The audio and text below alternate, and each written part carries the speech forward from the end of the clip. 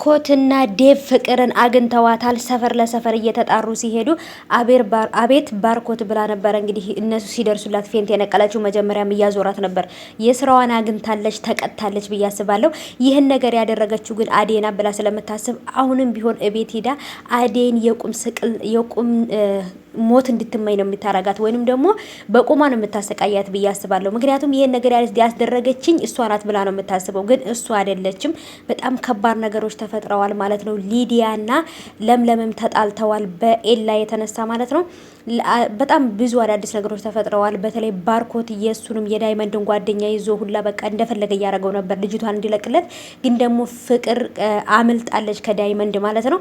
በገጠር ውስጥ በቃ በሆነ ነገር ውስጥ ገብታ በቃ የሌለ ቦታ ውስጥ ነበር የገባችው። ብላ ግን ከተማ ውስጥ ገብታ ወንድሟን አግኝተዋለች። በጣም ደስ ብሎኛል። ግን ደግሞ የሁሉ ነገር የተፈጠረው በሱ እንደሆነ ከነገረችው በጣም ነው የሚከብደው። ሰላም ውድ የተከበራችሁ የቻናሌ ቤተሰቦች እንዴት ናችሁ? ከኔ ጋር ሁሉ ሰላም ነው። ሰላማችሁ ይብዛል ባላችሁበት ውድ ቤተሰቦቼ። ለቻናሌ አዲስ ከሆናችሁ ሰብስክራይብ አድርጋችሁ ቤተሰቡን ነባሮች እንኳን በሰላም መጣችሁ። ዛሬ እንግዲህ የአደይ ድራማ በጣም አሳዛኝ ነገር አለው ማለት ነው። እሱ ምንድነው? ሊዲያና ለምለም ተደባድበዋል ማለት ነው። ለምለም በነገራችን ላይ በጣም ብዙ መጥፎ ነገሮችን ያሳለፈች ልጅ ስለሆነች በትንሹ ነው የሚከፋት ማለት ነው። አሁን ላይ እንዴት ነው ሊዲያ ሊያፈቅራት ይችላል? ማን ነው ኤላ ብላ ያሰበችው? ኤላ በጭራሽ ሊዲያ ታይፑም አይደለችም፣ ወይንም ደግሞ እሱ የሚፈልጋት አይነት ሴት አይደለችም። ምክንያቱም በጣም ቀበጥና የምትሞላቀቅና ምንም መስራት የማትችል ናት። እሱ ደግሞ የሚፈልገው በጣም ሙያ ያላት ቆንጆ ስነ ስርዓት ያላት ባህሏን የምታውቅ ሴት ነው የሚፈልገው ማለት ነው። እና ይሄን ነገር ለምለም ስላልተረዳች ለምለም አሁን ላይ በሊዲያ እየጠረጠረችው ነው ማለት ነው እሱ ግን ኤላ ግን በጭራሽ ሊዲያን ምንም ነገር ቆጥሯት አያውቅም። ስለምትቀብጥ ብቻ ስሜቷን ይጠነቀቅላታል እንጂ በጭራሽ አያፈቅራትም። እና ለምለምም ደግሞ አዴጋ መታ ሁሉን ነገር ነግራት እያለቀሰች ነበረ። በጭራሽ ግን ሊያዝንላትና ሊጨነቅላት ይችላል እንጂ በጭራሽ ሊያፈቅራት አይችልም ብላ ነግራታለች ማለት ነው። አዴ በጣም አስተዋይና መልካም ልበቀና የሆነች ልጅ ናትና ብዙዎቻችሁ አዴን በጣም ነው የምትወዷት። ፍቅርን ደግሞ በተቃራኒው በጣም ነው የምንጠላት ማለት ነው። ምክንያቱም እየሰራች ያለችው ክፉ ነገር አዴ ላይ እያደረገች ያለችው ነገር አዴን ሳይሆን እየጎዳ ያለው ራሷን ፍቅርን ነው እየጎዳ ያለው ማለት ነው።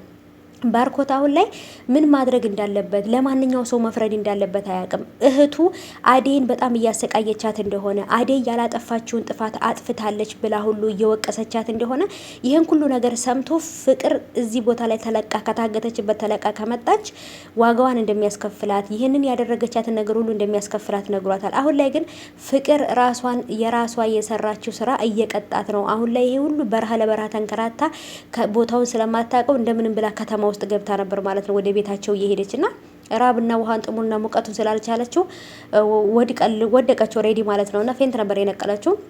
በጣም ከባድ ነው። ሊዲያም ለምለምን በቃ ከለምን ከኤላ ጋር አየውሽ ብላ ሊዲያ ራሱ በቃ ለምለምን ልትገላት ነው።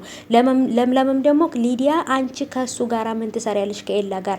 እኔ የምወደው የማፈቅረው የልጅነት ፍቅረኛ ነው እያለች በቃ ሁሉም አሁን ላይ የራሴ የሚል ነገር ሆኗል። ለሰው መጨነቅ ትተዋል ማለት ነው ለመናገር። ምክንያቱም ኤላ አንድ ነው። ኤላ ኦሬዲ የሚያፈቅረው ለምለምን ነው። የበፊት ፍቅረኛ የልጅነት ፍቅረኛ አብሮ የተማረችው ናት።